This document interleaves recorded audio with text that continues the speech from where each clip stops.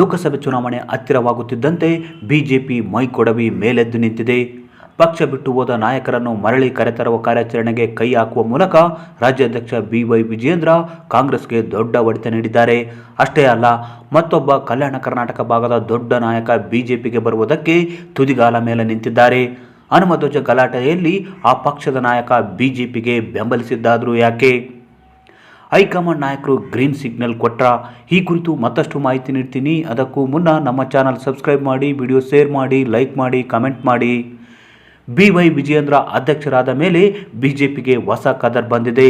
ಕಾರ್ಯಕರ್ತರಲ್ಲಿ ಹೊಸ ಉತ್ಸಾಹ ಬಂದು ಲೋಕ ಅಖಾಡಕ್ಕಿಳಿದಿದ್ದಾರೆ. ಸಂಘಟನೆ ಚುರುಕುಗೊಳಿಸಿರುವ ಅಧ್ಯಕ್ಷ ವಿಜಯೇಂದ್ರ ಉರುಳಿಸಿದ ದಾಳಕ್ಕೆ ಕಾಂಗ್ರೆಸ್ ನಾಯಕರು ಬೆಚ್ಚಿ ಬಿದ್ದಿದ್ದಾರೆ.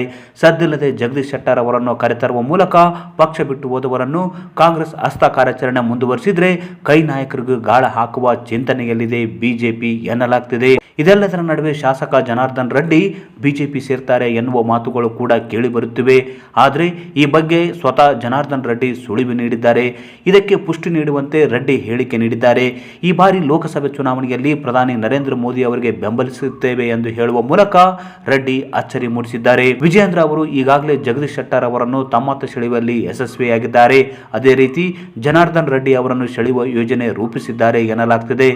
ಕಳೆದ 2 ದಿನಗಳ ಹಿಂದೆಯಷ್ಟೇ ಮಾಜಿ ಸಿಎಂ ಬಿಎಸ್ ಯಡಿಯೂರಪ್ಪ ಕೂಡ ಮಾಜಿ ಸಚಿವ ಗಾಲಿ ಜನಾರ್ದನ್ ರೆಡ್ಡಿ, ವಿಧಾನ ಪರಿಷತ್ ಮಾಜಿ ಸದಸ್ಯ ಆಯನೂರು ಮಂಜುನಾಥ್ ಬಿಜೆಪಿಗೆ ವಾಪಸ್ ಬರುತ್ತಾರೆ.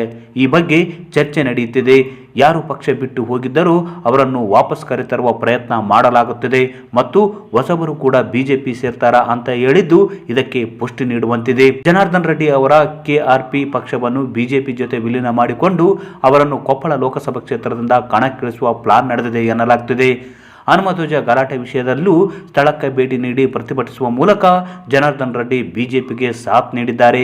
ಒಟ್ಟಾರೆ ಹಳಬರನ್ನು ಪಕ್ಷಕ್ಕೆ ಪುನಃ ಕರೆತರುವ ಮೂಲಕ ಲೋಕಸಭೆ ಚುನಾವಣೆಯಲ್ಲಿ ಅಧಿಕ ಸ್ಥಾನ ಗೆದ್ದು ತಮ್ಮ ಸಾಮರ್ಥ್ಯ ಸಾಬೀತಿಗೆ ಸಜ್ಜಾಗಿದ್ದಾರೆ ಅಧ್ಯಕ್ಷ ಬಿವೈ ವಿಜಯೇಂದ್ರ.